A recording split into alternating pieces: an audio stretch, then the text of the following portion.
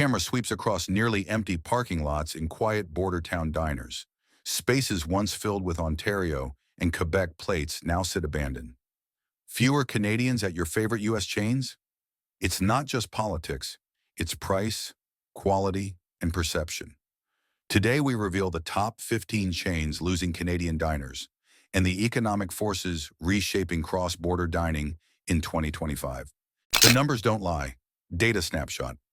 In July 2025, new data from the National Travel and Tourism Office and Statistics Canada revealed a sharp drop in Canadian car trips to the United States, down 37% year over year. It marked the sixth consecutive month of decline, signaling more than just a seasonal slump. For restaurants and border communities, that drop in traffic hits hard. Canadian tourism spending in U.S. food service is estimated to be down by mid-single digits during the first half of 2025, according to research from Longwoods International. This isn't just about fewer visitors. It's also about how much they're willing to spend when they do cross the border. The latest Bureau of Labor Statistics figures show food away from home prices up 3.8% year over year in June 2025, outpacing grocery inflation. That means menu prices are rising faster than the cost of cooking at home, eroding perceived value for visiting Canadians. When you combine higher prices with weaker exchange rates and political tension, the result is a perfect storm for cross-border dining. Visualize it, a chart showing declining Canadian visits on one axis and rising restaurant prices on the other. For many U.S. chains and border states, these numbers aren't just statistics, they're a warning. Why the U.S. menu feels pricier in 2025? For many Canadian travelers, dining out in the U.S. now comes with an unwelcome surprise: the bill. Menu prices have climbed steadily, driven by inflation in the food away from home category, and the increases aren't always matched by better quality. To make matters worse, portion sizes have quietly shrunk. What used to be a hearty plate now feels more like a sampler, making the value proposition harder to justify. Meanwhile, back home in Canada, many restaurant chains are offering fresher ingredients, cleaner menus, and competitive prices. That narrows what used to be a clear value gap for Canadians heading south. Why pay more in the U.S. for food that's smaller, saltier, or less fresh when you can get better options at home? There's also a political layer influencing spending decisions. Ongoing tariff disputes and the perception of a steep U.S. visa fee add to the hesitation, making cross-border dining feel less like an adventure and more like a hassle. In side-by-side comparisons, the kind that go viral online, U.S. menus often look pricier and less appealing than their Canadian counterparts. B-roll shows split-screen shots of the same chain's menus in both countries. The difference speaks for itself. Our rankings combine the latest public comparable sales data, credible Canadian travel surveys, and verified anecdotal evidence from cross-border diners. We grouped the brands into three clear categories: public decliners with measurable sales drops, mixed or flat performers holding steady, and private chain strugglers facing sentiment-driven declines without public financial data. Number 15. IHOP. Once a go-to breakfast stop for Canadian road trippers, IHOP is steadily losing its cross-border charm. Comparable sales dropped 2.3% in Q2 2025, a sign of declining traffic and shrinking loyalty. Travel bloggers and food reviewers note that the menu leans too heavily on processed ingredients, corn syrup, and canned fruit. Rising prices, often exceeding $25 for a basic breakfast, make the value hard to justify. Portions remain large, but freshness and quality no longer meet expectations.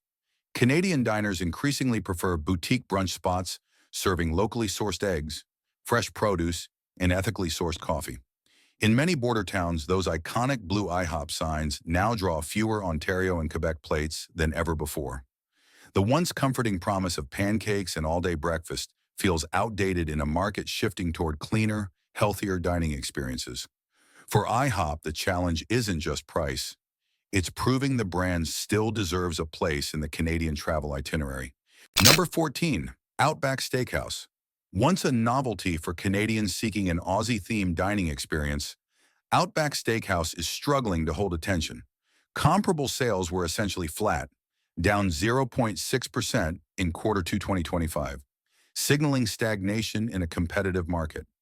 The menu, heavy on oversized portions and dated recipes, hasn't kept pace with evolving tastes.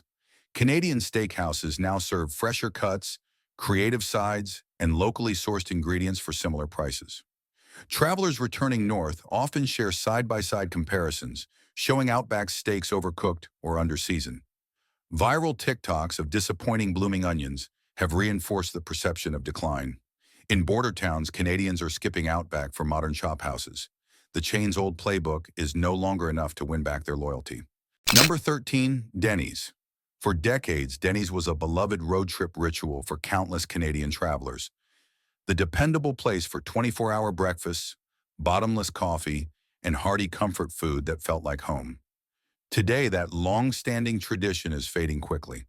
Traffic remains soft, and management has issued cautious guidance for the remainder of 2025.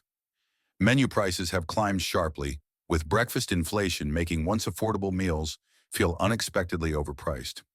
Quality complaints are growing louder. Cold pancakes, dry eggs, and inconsistent service now dominate online reviews. Canadian diners increasingly choose fresher, better value options at home, from indie brunch cafes to modern diners with locally sourced menus. In many border towns, the glowing yellow Denny's sign no longer guarantees a full parking lot, leaving empty tables where travelers once gathered. Number 12, Red Lobster. Once a staple for Canadians seeking affordable seafood feasts, Red Lobster's reputation has suffered a sharp decline in recent years.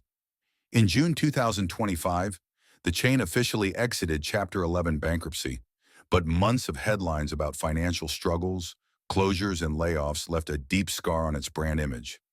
Canadian visitors were already pulling back before the filing, citing rubbery lobster, cold biscuits, and outdated interiors that no longer felt inviting. While some U.S. locations remain busy, many border town restaurants now see far fewer Ontario and Quebec plates in their parking lots. With Canadian seafood spots offering fresher catches, creative menus, and friendlier service at similar prices, Red Lobster's once powerful lure has noticeably faded for cross-border travelers. Number 11, Buffalo Wild Wings. Buffalo Wild Wings was once a fun detour for Canadians. Big screens, dozens of sauces, and a lively game day vibe. Now that atmosphere often feels more chaotic than exciting. Loud TVs, shouting fans, and servers struggling to keep up create a stressful dining experience. Prices have also surged, with 2 orders of wings, a pitcher of beer, and fries often topping $70 USD before tip and tax. For Canadian travelers used to relaxed pubs and craft breweries back home, that sticker shock is hard to swallow. Many are choosing quieter spots with local brews, bold flavors, and friendlier service, leaving Buffalo Wild Wings struggling to keep their attention and loyalty. Number 10, Panda Express. Panda Express was once a quick, familiar stop for Canadians craving fast Asian-style food during U.S. road trips. Today, it's becoming a brand many actively avoid. Critics point to overly sweet sauces, reheated proteins, and vegetables that feel more steamed than stir-fried. Viral videos comparing Panda's offerings to fresh wok-made stir-fry in Canada have been brutal, often captioned, "Canada deserves better." For travelers accustomed to vibrant flavors and clean-label ingredients at home, the chain's food can feel artificial and heavy. With Canadian Asian fusion spots and food trucks offering authentic flavors at similar prices, Panda Express is losing relevance in the cross-border dining playbook. Number 9, Subway. Subway was once a reliable road trip choice for Canadians looking for a quick, customizable meal in the U.S. Now, it's often a brand they bypass. Travelers point to a clear quality gap between U.S. and Canadian locations, from bread texture to freshness of vegetables. A viral side-by-side photo of a tuna sandwich from Alberta versus one from Detroit highlighted the difference, sparking thousands of comments. Reports of soggy lettuce, rubbery bread, and inconsistent meat portions have only added to the perception problem. With Canadian Subways quietly improving ingredients and presentation, many cross-border diners now choose local delis or cafes, leaving U.S. locations struggling to win them back. Number 8, Dairy Queen. For many Canadians, Dairy Queen once held a special place on summer road trips. The promise of blizzards, cones, and a quick burger under the red roof sign. Now that nostalgia is fading. Travelers report inconsistent service, long waits, and products arriving half-melted or poorly assembled. A viral clip from a Quebec family showed a melted ice cream cake and sticky tables, racking up thousands of shares. While Canadian locations have maintained higher quality standards, many U.S. stores are aging, understaffed, and struggling to meet expectations. With boutique ice cream shops and dessert cafes booming at home, Dairy Queen is losing its once sweet hold on cross-border travelers. Number 7. Five Guys. Five Guys was once a welcome indulgence for Canadians crossing the border. Oversized burgers, heaps of fries, and a laid-back, no-frills vibe. Now the price tag alone can spark second thoughts. A typical order for one person often exceeds $25 USD, not including a milkshake. Influencers have fueled the backlash, posting overpriced fails videos comparing Five Guys meals to gourmet burgers in Canada for far less. Complaints about greasier food, saltier fries, and smaller patties are becoming more common. With Canadian burger joints offering fresher ingredients, creative toppings, and better value, many travelers are leaving Five Guys off their itinerary in favor of tastier, cheaper alternatives. Number 6. Olive Garden. Olive Garden continues to post strong results in the U.S., with comparable sales up 6.9% in its latest quarter. But for many Canadian travelers, the brand feels dated and out of step with evolving tastes. The endless breadsticks and bottomless salads still draw some, yet critics point to heavy sauces, frozen chicken, and overcooked pasta that lacks authenticity. In Canada, the dining scene has shifted toward regional Italian eateries and farm-to-table menus featuring fresh basil, handmade pasta, and imported olive oil. Travelers often return home saying they'd rather spend the same money at a local trattoria. While Olive Garden thrives domestically, its appeal for cross-border diners is slipping in favor of fresher, more modern experiences. Number 5. Applebee's. Applebee's has managed to grow U.S. comparable sales by 4.9% in its latest quarter, driven by aggressive promotions and value-focused menus. But for many Canadian travelers, the brand no longer holds the same draw it once did. Frequent visitors cite dated decor, predictable menus, and inconsistent service as reasons to skip it during cross-border trips. A viral clip of Toronto teens walking out after a long wait for frozen wings didn't help its image. Meanwhile, Canadian pubs and casual dining spots are offering fresher food, craft beverages, and more inviting atmospheres at similar prices. For Canadians, Applebee's feels like a relic, and that perception is costing the chain valuable cross-border traffic. Number 4. Cracker Barrel. Cracker Barrel once charmed Canadian travelers with its porch rocking chairs, checkerboards, and Southern-style comfort food. Today, that rustic charm increasingly feels like performative nostalgia, a staged version of the past that no longer resonates. The menu leans heavily on processed meats, fried sides, and salty gravies, with little emphasis on freshness or modern dietary preferences. Younger travelers and health-conscious diners find the experience dated, and reviews often highlight stale cornbread or glue-like gravy. In Canada, casual dining is shifting toward fresher, locally sourced menus with inclusive options. As a result, many Canadians are bypassing Cracker Barrel for restaurants that balance comfort with quality, leaving empty tables where road trip crowds once gathered. Number 3. TGI Fridays. TGI Fridays was once a lively stop for Canadians looking for a festive atmosphere and hearty American fare. Now the chain feels stuck in an early 2000s time warp.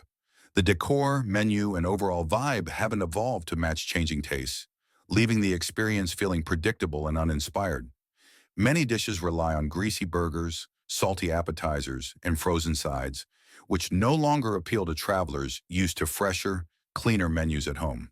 Canadian diners increasingly prefer modern, casual spots that focus on local sourcing, bold flavors, and creative presentation. Without significant updates, TGI Fridays risks fading further from the cross-border dining map as travelers opt for more contemporary, value-driven options. Number 2. Chick-fil-A.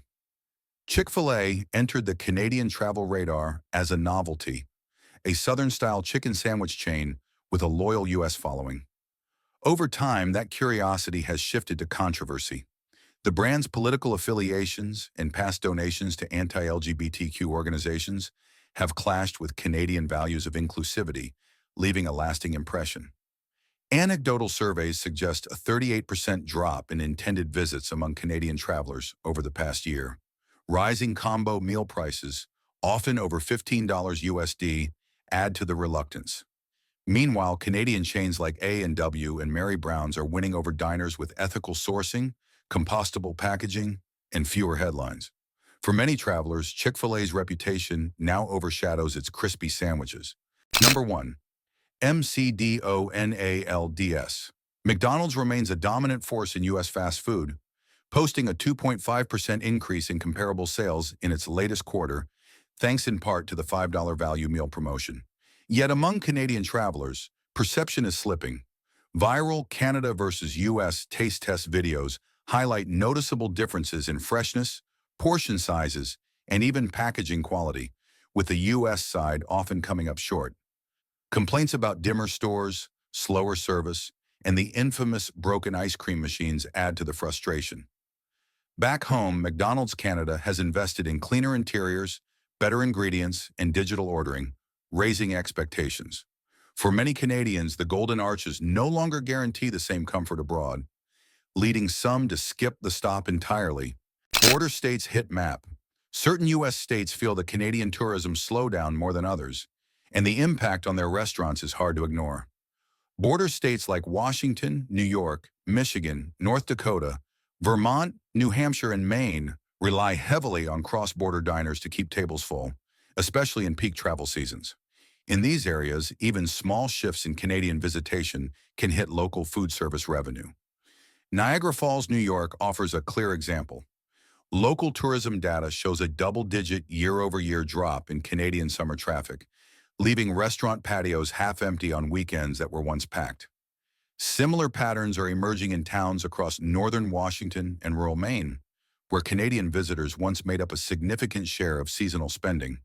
For small, independent operators and franchise owners alike, the decline means tighter margins and fewer opportunities to recover fixed costs.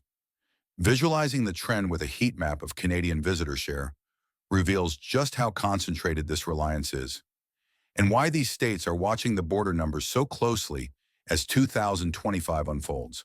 Winners in a losing year. Not every restaurant near the border is hurting. Some are quietly thriving.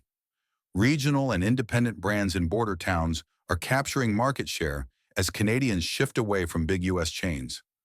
Farm-to-table diners highlight locally sourced meats and seasonal produce, while craft pubs focus on small-batch brews and fresh, shareable plates. Boutique brunch spots offer creative menus with vegan, gluten-free, and ethically sourced options, appealing to modern dining preferences.